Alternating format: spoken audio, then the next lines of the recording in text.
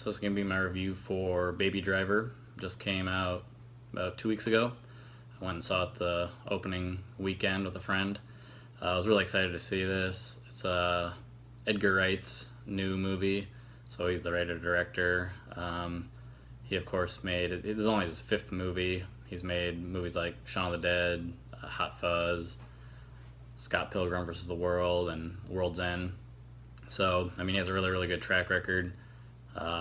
Hot Fuzz, Shaun of the Dead, and especially Scott Pilgrim vs. the World are some of my favorite movies in general. So he has a pretty high bar set for himself.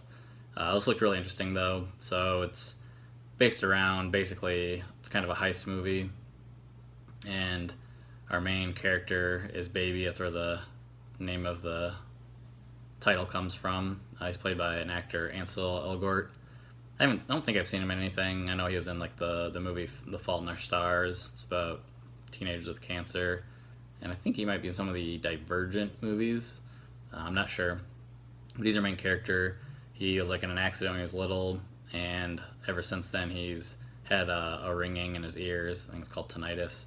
And so to kind of get rid of that or to drown it out, he listens to music all the time. And so he's a really, really good getaway driver for heists, and he kind of coordinates everything to the music. And that's kind of the idea, and it's really good, but I'll get into that. So, and then actually who he's driving for is played by Kevin Spacey. His name's Doc. He's just kind of the big boss man, setting up all these different heists that he's going on. And he works with like different crews each time. And so we get, the first one has John Bernthal, pretty recognizable actor by now. He's there. So is John Hamm, and John Hamm is named Buddy, and then his girlfriend that's with him is Darling. She's played by Isa Gonzalez. I recognized her because I'd seen her. She was in the TV remake of From Dusk Till Dawn. I think she's like a really big Mexican actress. She's really attractive. She's in this. This is probably one of her first big American or, American style movie roles. But anyways, so they're like in the first crew, and then later we see a couple other people like Flea from the Red Hot Chili Peppers. He's been in quite a few movies. He was like in the Back to the Future movies. He's in Fear and Loathing in Las Vegas. He pops up as like a small character here and there. He's in one of the crews. It's pretty funny.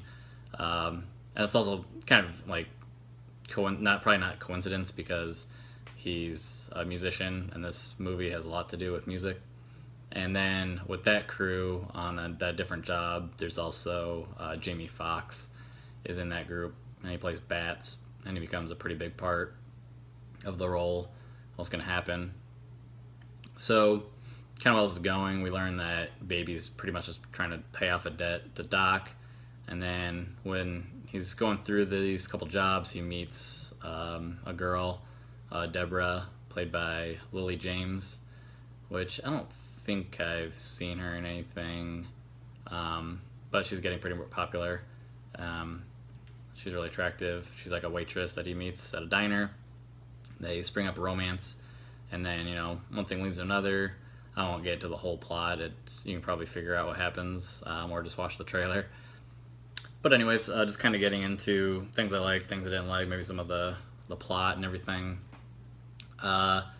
This starts out with like a really good idea. Apparently, Edgar Wright had a lot of music in mind to kind of coordinate car chases around, and so it's kind of like sold as a big kind of car chase movie and heist movie, and that starts out really, really cool. They do it extremely well. Probably some of the best car action scenes and that you'll see maybe are in here.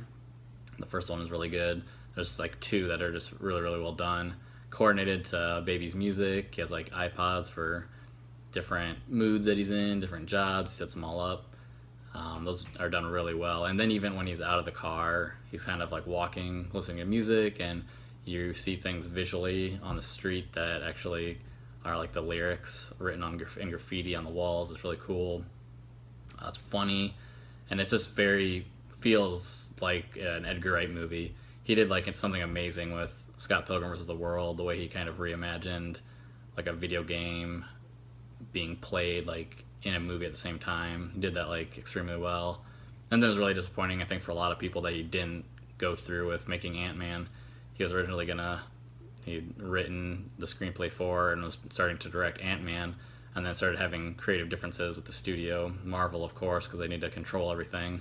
And he left the project, and I still haven't seen that movie. Everybody says it's not that great, and I think it's a huge loss for them that he could have had something pretty original there with him. But anyways, this movie kind of starts the same. It has a pretty interesting start, and then kind of unfortunately, into my disappointment, it kind of drops off. After a while, it just kind of turns into a pretty basic heist movie where the guy, Baby, wants to just take off with his new girl, Deborah, and then is kind of pulled back into the life by Doc and these other people that are doing these like heists with him. So yeah, I mean, it's kind of unfair because Edgar Wright he's like Quentin Tarantino or somebody that has like such an amazing like body of work, and he has such a high bar for himself that if he doesn't meet it, it's just kind of, it's kind of disappointing. And I think this movie had a really, really good idea, and he actually had done this before. He had kind of used this idea in a music video, I think it was. Edgar Wright did a long time ago. And then this is kind of like him fleshing it out, but it kind of feels like maybe he didn't have enough of an idea there to actually extend it into a full-length movie. Because you take like the first hour, maybe hour and a half-ish, and it's incredible, just like what they're doing with the music, the way they're coordinated with the car chases, and it's like all like practical stunt driving, and it's so good. But then just kind of gets into super kind of cliche and typical plot lines. So that was really disappointing because there were some interesting kind of twists that I didn't see coming. I didn't know like, oh, this is gonna happen, this is gonna happen at the end. There were some twists, but they weren't really necessarily good twists, especially with some of the characters. They make character choices that they kind of come out of nowhere. It's like, why are they deciding this?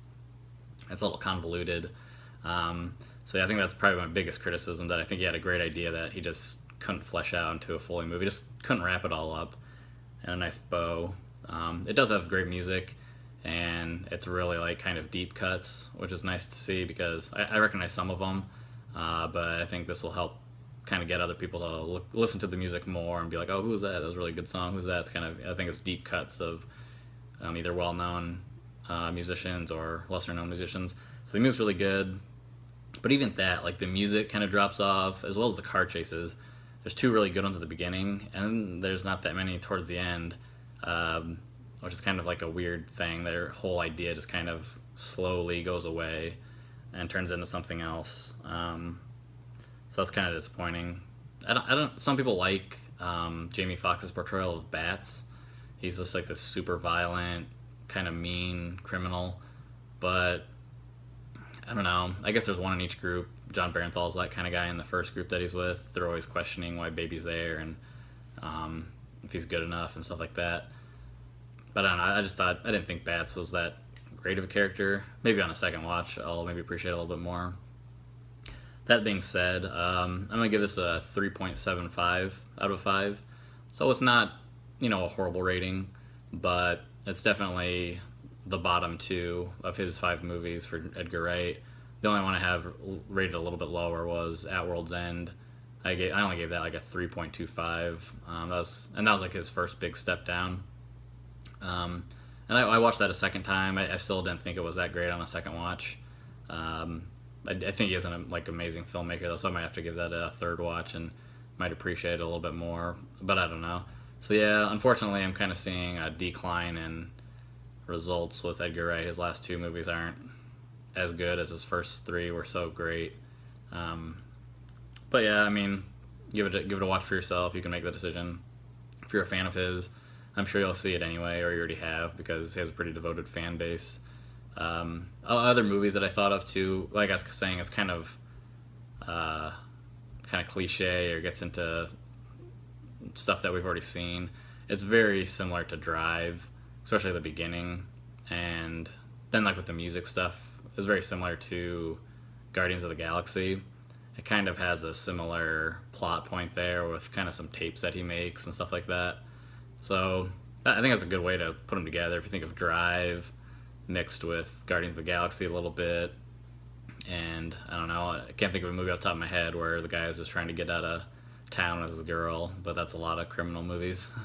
So, yep, I guess that'll be it. So again, my rating for Baby Driver is 3.75 out of 5. All right.